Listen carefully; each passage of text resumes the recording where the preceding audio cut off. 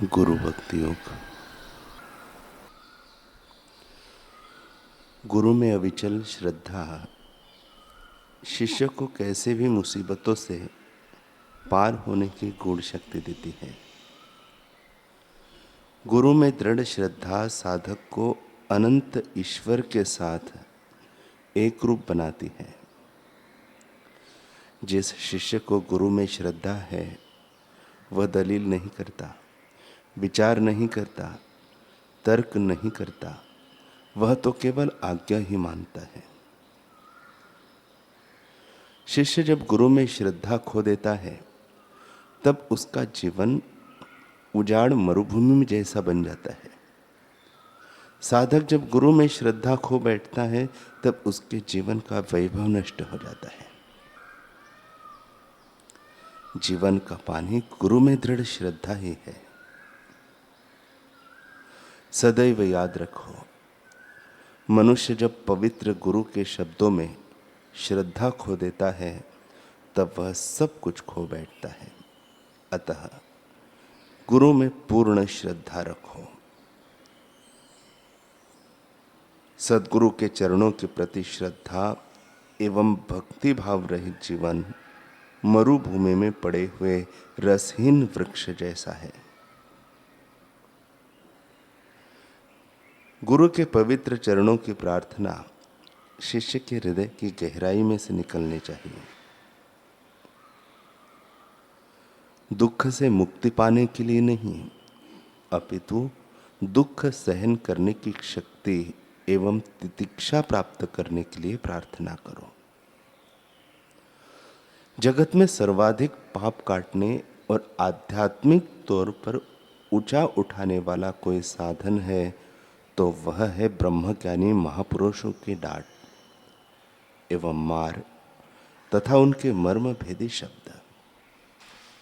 शिष्यों के पेश पापों की सफाई के लिए अथवा सद्गुरु द्वारा उन्हें ऊंचा उठाने के लिए दी जाने वाली डांट मार के पीछे शिष्य की गलती निमित्त मात्र होती है। मूल कारण तो सर्वत्र व्याप्त गुरु तत्व द्वारा बनाया गया माहौल होता है। उड़िया बाबा जी से किसी ने पूछा कि कैसे माने कि गुरुजी ने हमें अपना लिया है। तब वे कहते हैं, जैसे गुरु अपने हाथ पैर से काम लेते हैं ऐसे हमसे काम लेने लगे। अपने हाथ पैर या अन्य अंगों से व्यवहार करते समय किसी से पूछना नहीं पड़ता, संकोच नहीं होता। मुंह पर, गाल पर, कान पर मच्छर की भुनभुनाहट हुई तो मार दिया थप्पड़। ऐसे ही जब निसंकोच होकर गुरु हमसे व्यवहार करे, डांटना हो तो बेचारा दुखी तो नहीं हो जाएगा, ऐसा तो नहीं होगा, इस प्रकार की परवाह न करे तो समझो गुरु ने हमको अपना लिया है। हमारी गलती गुरु को बड़ी दिखे और हमारी गढ़ाई करने में उन्हें संकोच न हो। यदि शिल्पी सोचे कि बेचारे पत्थर को कहीं छेनी न लगे तो पत्थर पत्थर ही रहेगा, मूर्ति न बन सकेगा। गुरु निसंकोच होकर हमारी गलती निकालने में तत्पर हो जाए तो समझो कि हमारा परम कल्याण हो गया। शिष्यों के लिए एक बड़ा खतरा है। जिसको गुरु ने अपना मान लिया उसके लिए भी एक बड़ा खतरा है। खतरा क्या है? निज जन कठोरा। जैसे आपके कपड़े में जरा सा दाग लगता है तो आपको खटकता है, ऐसे ही गुरु को हमारी बेवकूफ़ी, हमारी गलती, हमारी कमजोरी खटकती है तो गुरु अपना कृपा रूपी हथियार उठाते हैं। शिष्य को पापों का फल भोगने के लिए नीच योनियों में न जाना पड़े, इसलिए गुरु कभी कभी उसको डांट फटकार के भी उसके कर्मों को काटने का काम करते हैं। वह कर्म कटवाने में आनाकानी करे तो जैसे माँ बच्चे की नाक पोंछती है और बच्चा आनाकानी करता है तो कान पकड़कर ज़्यादा जोर से नाक दबा देती है, ऐसे ही गुरु शिष्य की गलतियां निकालने के लिए कृपा करके कठोरता का व्यवहार करते हैं।